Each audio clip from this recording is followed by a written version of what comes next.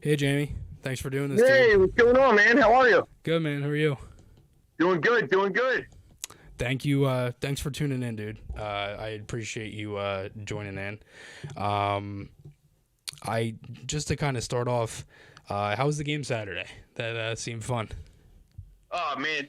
First off, yeah, it's an honor to come on to your program here, man. You really built, something special. I'm very proud of you. You have a dedicated following. I mean, geez, man, you work from the ground up. This is what blue collar work is all about. I love it. I Thank you, love it. man. Thanks, dude. Yeah. I appreciate that. But, yeah, the game was fantastic. Kelly, the kids, and I, we went to the game. They made some signs before.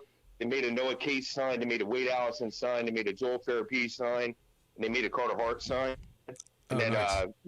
we went down for warm-ups and stuff because I wanted to get them, the unique feel.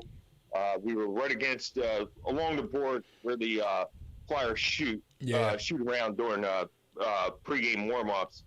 Around Carter Hart, so to speak. And Noah Cates came over about midway through, banged the board, smiled, laughed, and threw a puck up, for us. That was pretty cool. And then we just waited around for, another puck. And, the equipment staff came by and just threw a puck up and caught one for another kid, too. So that was pretty cool. It's all about the kids, and giving Yeah. them that unique feel, Yeah. No, Um, dude, that's awesome.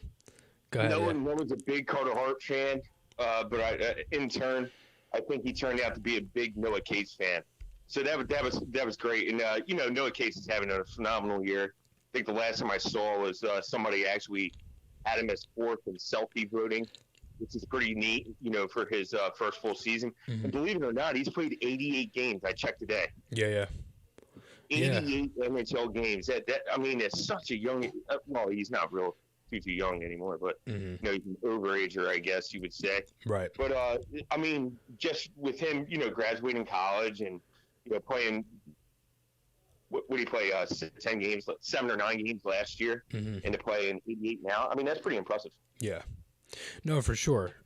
Cates has been one of the bright spots of this season, and he's been very good defensively. He's really good away from the puck, and offensively, I think there's a little more, but I think he's got 32 points on the season so far. So he's played well.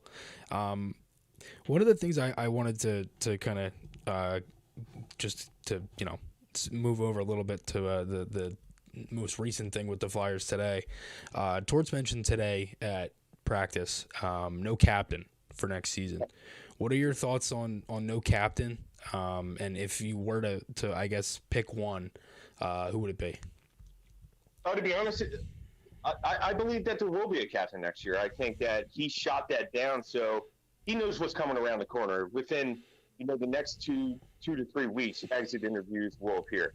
Mm-hmm. And he knows that he's going to have to be before media, but more media than what is typically there on a daily basis. I mean, you have like 4 or 5 main beats typically for practice. Chris, you've been there a lot. Mm-hmm. You know what I'm talking about. During the week anyway, there's like 4 or 5 main beats, and maybe one other person. So you might have only 6 media representatives there. Mm-hmm. So with exit interviews, you went last year, it's a full room full of media. I think it shoots down that question. Yeah. And I think that he wants, I think he has a standard for his exit interviews, and we don't exactly know what that is yet, but Mm-hmm. we'll soon find out here in the coming weeks. But for me, I really don't pay it no mind. I firmly believe that there will be a captain next year, and I think that Scott Walton has to be up there as an honorable mention. I think he has somebody else in line. I think that he wants to see. I mean, when Claude Giroux told us that Joel Farabee could be a captain of the Flyers eventually, I think that hit home. I think that honed home. I'm not saying that Joel Farabee, should be that guy this year, but maybe when he comes into training camp next year, maybe, who knows? But I think that he's grooming Noah Cates, and I still think that he hasn't seen Sean Couturier yet. So there's still a lot of question marks. And to be honest, I don't want to say who it will be or who it should be because I think there's so many variables with it. Right. Does he go with it? I think that Noah Cates is one of his favorite players. Right. And would he go with a Noah Cates? I also think Scott Lawton's one of his favorite players too. Mm-hmm. Who's going to be here long term? I Right. think Right. it hoons whom for John Tortorella. So yes, Scott Lawton would have what 3 years left on his deal. Mm-hmm. Would make him the captain and have to shift in 3 years. That's why I'm leaning towards actually. Believe it or not, call me crazy. I'm actually leaning towards. I would lean towards Noah Cates right now if I had to pick one particular player. Mm-hmm. And the only reason I say is because I could see him being long term. Like Coots. To me, Cates is like a Coots 2.0. Mm-hmm. And so I would have to go with Noah Cates or possibly Sean Couturier. Mm-hmm. Dude, I mean, it's definitely fair. It's certainly a different answer than everybody's been hearing. I think everybody's kind of said Lawton. That's been like one of the main things. The other guy that nobody's been talking about is Atkinson, because he's one of Torts' guys, obviously from Columbus. Atkinson really wanted him. If you're looking just in the overall, scheme of things, kind of like what you were saying, you have to see what you have. And I think another thing to add to that too, Jamey, is, when you look at just overall this season, Torts has already said a couple of times, he's made that list of guys who he wants here next year, and they've already had talks with Hayes about, the shift and different things, right? And I think it's pretty clear, and everybody kind of knows that Hayes is going to be gone. And he's probably one of a few of the guys that, we've seen a good chunk of this year. So it's definitely a fair point, and I certainly wouldn't shy away from any young guy getting just whether it's the captaincy like you're talking about or an A specifically too. Just kind of going off of that, as I mentioned, the young guys, obviously the Flyers are in a different state, rebuilding phase, all of that stuff, interim GM with now recently hired Danny Briere comes into that role. Who are some of the young guys that have impressed you this year? You have Frost, you have Tippett, you have York, Cates, Forrester. I mean, just kind of off the list, and a little off the top of your head, who are some of the guys that have impressed you this year for the Flyers? I think the biggest one for me is Morgan Frost, because I think he had the most pressure on him coming into this season. Mm-hmm. This was make it or break it for Morgan Frost, let's be honest. I felt it. If I felt it, if you felt it, I'm pretty sure he felt it and knew it. Mm-hmm. And you saw him, struggle, but he weathered the storm. You saw him, maybe not have a disagreement with John Tortorella because he just took his benching on the chin. Mm-hmm. Sure, he wasn't happy about it. No one's happy about being benched, especially in your home, when you're playing in your hometown. Mm-hmm. But I think that that fueled him. And honestly, I think that actually made him a better player. It wasn't maybe not the right thing to do because it was his hometown, but I think that's why Torts actually did the benching. And he actually, what does he have? He has the most points within the past 40-plus games for the Philadelphia Flyers, right? Yeah. He has he's actually outpointed Tippett. Now, right? Yeah, he's outpointed Tippett over a 41-game stretch. Yeah, and I think that another player that had, pressure on him was Owen Tippett. Mm-hmm. I think those two alone, and it's not because those two are necessarily flourishing. It's those two, they needed it. I mean, Owen Tippett came from an organization where they were moved on from him. It was like a Nolan Patrick, all over, but just a different position.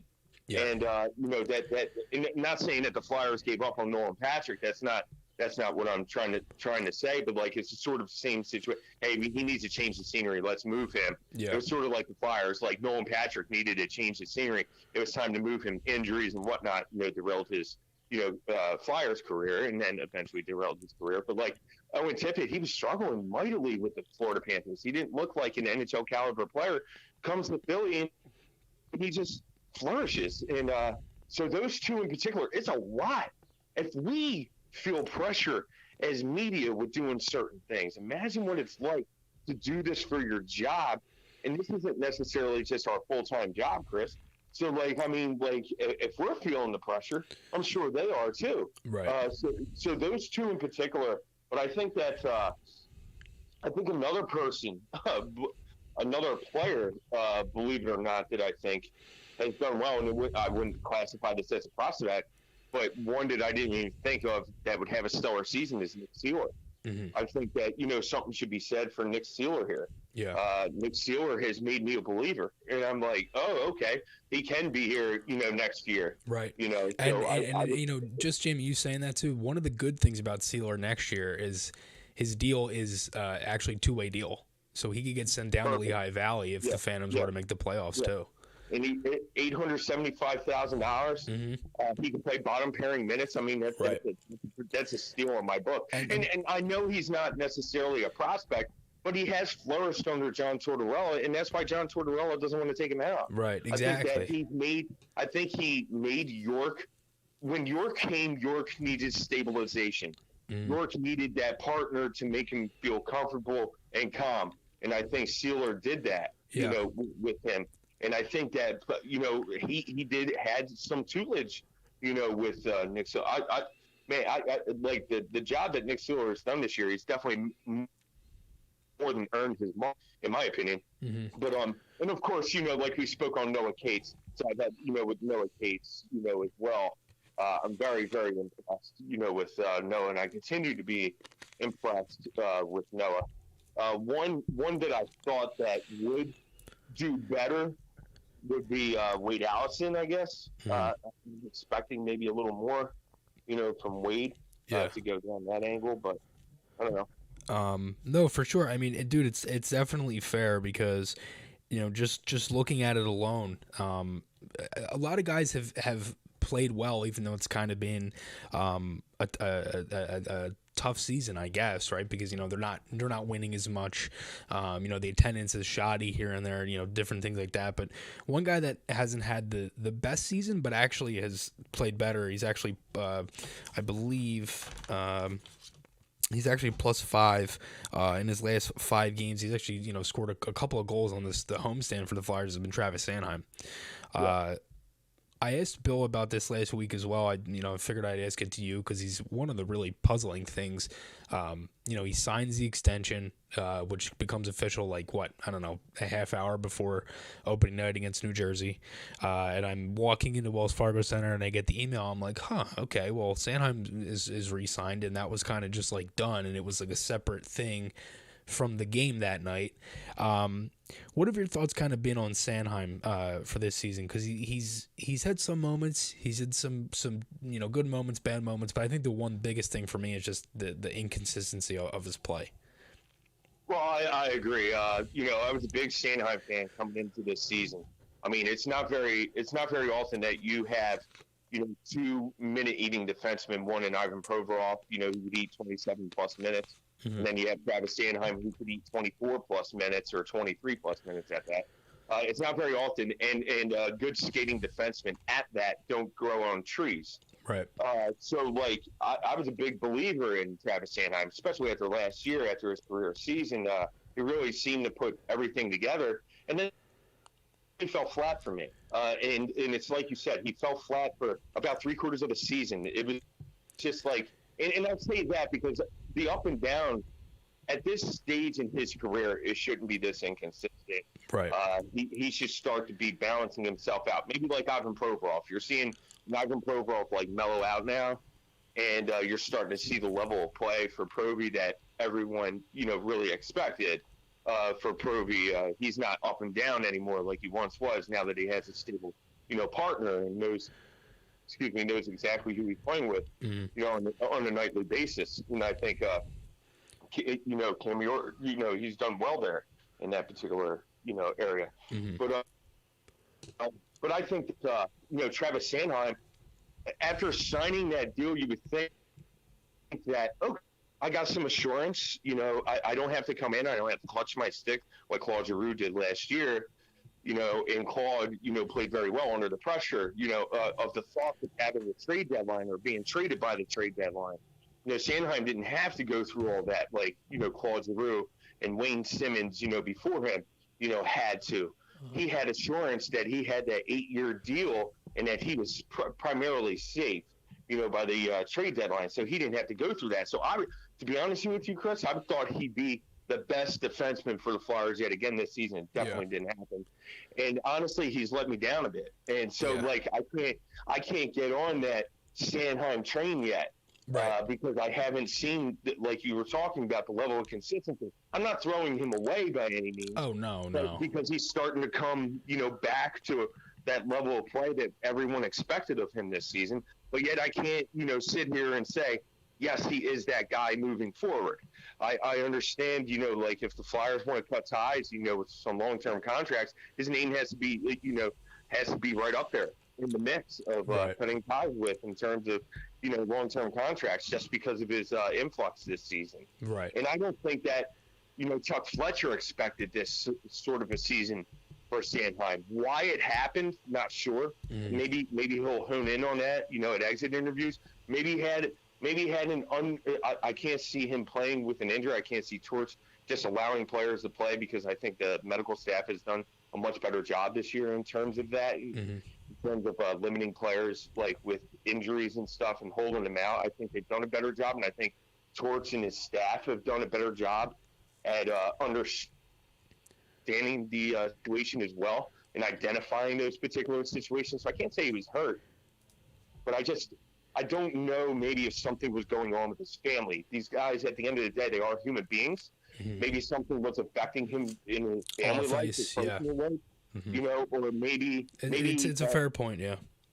Maybe he has a girlfriend and they were an influx. Maybe he had, you know what I mean? And I just think that, when stuff isn't going right at home, it's not going to go right at work. Right. I'm not making excuses for Sanheim. No, it's definitely fair. I think you're just trying to figure out what the issue is. Yeah. You can't just go from being an excellent defenseman primarily last season to this, right? And it's been a roller coaster. I feel like I'm riding the King to Ka. Right. Like you hit a peak, and then all of a sudden you go, yeah. It's I don't know. It's just he's a very puzzling one this season. For sure. I mean, I think the one biggest thing is that, and you kind of hinted at it a little bit with Chuck, is that he didn't wait to see what would happen with him and Torts. He didn't wait to see if they would connect or anything like that. He kind of just was like, all right, well, let's get this done.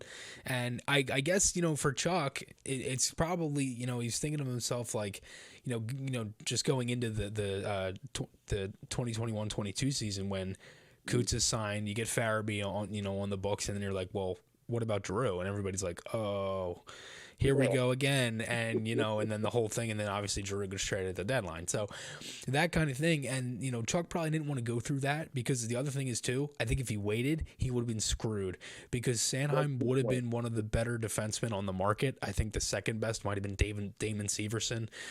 If you were to look up some of them, I think it was him and Mackenzie Weegar were the two best, and then probably Severson under them. Yeah. So there's that too. Kind of going off that, and somebody mentioned it in the chat as well.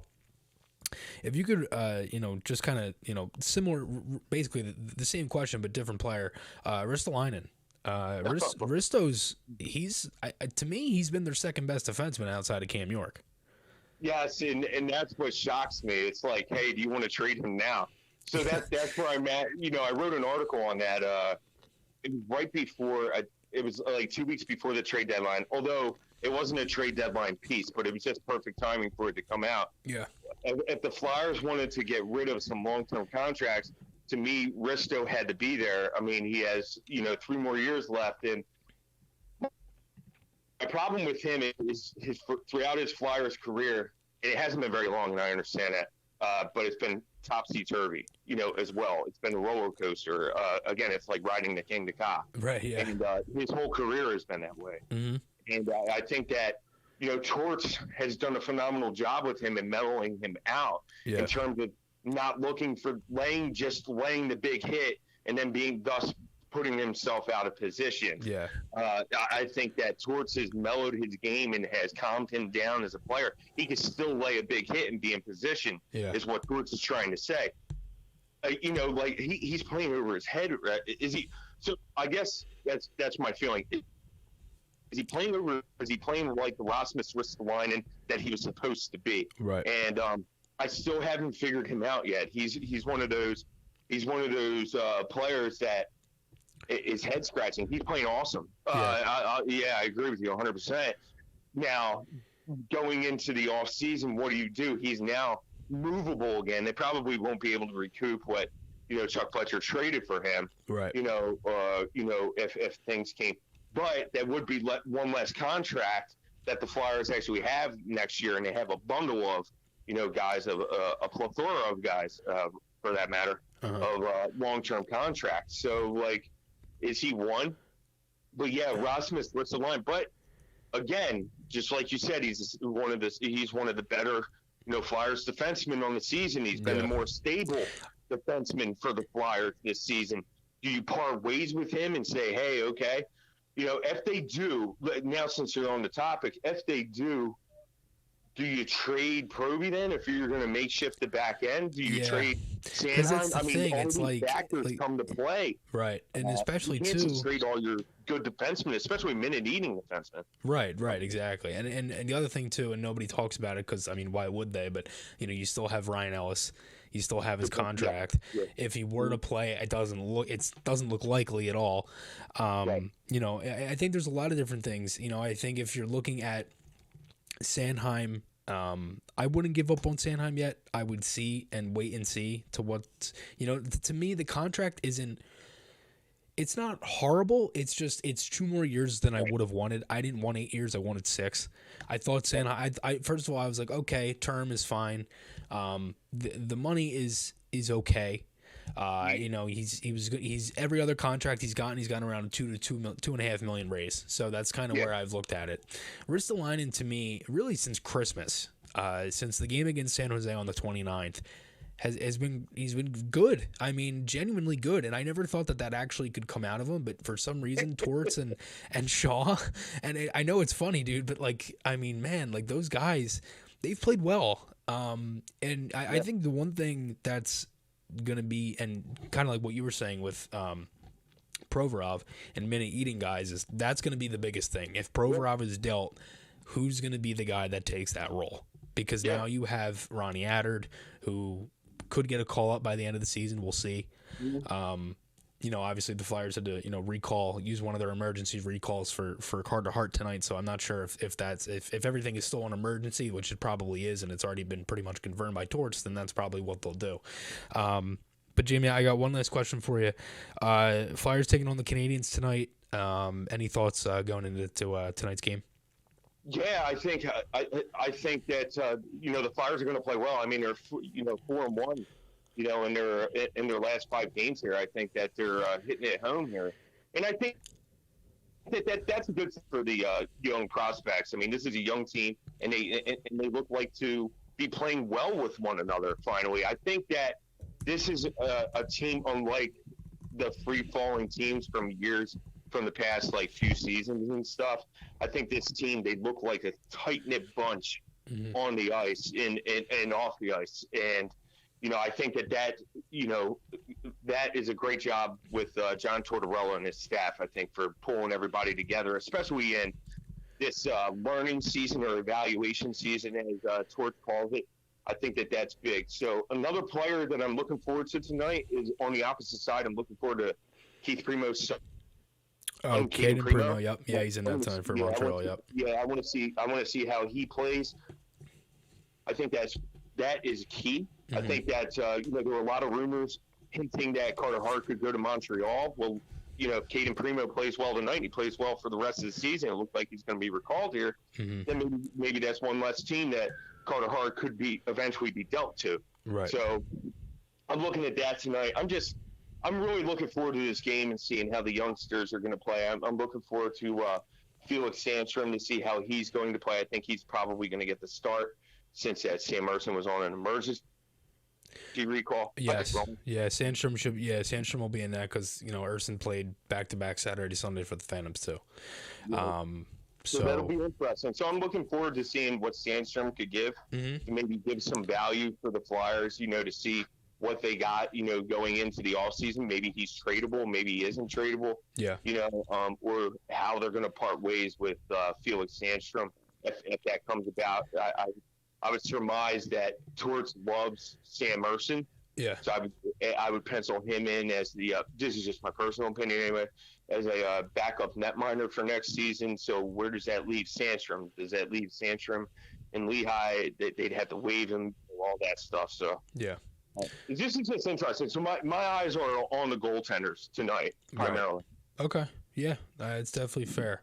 Jamey, dude, thanks so much. You and everybody else over at Nitty Gritty does a kick-ass job.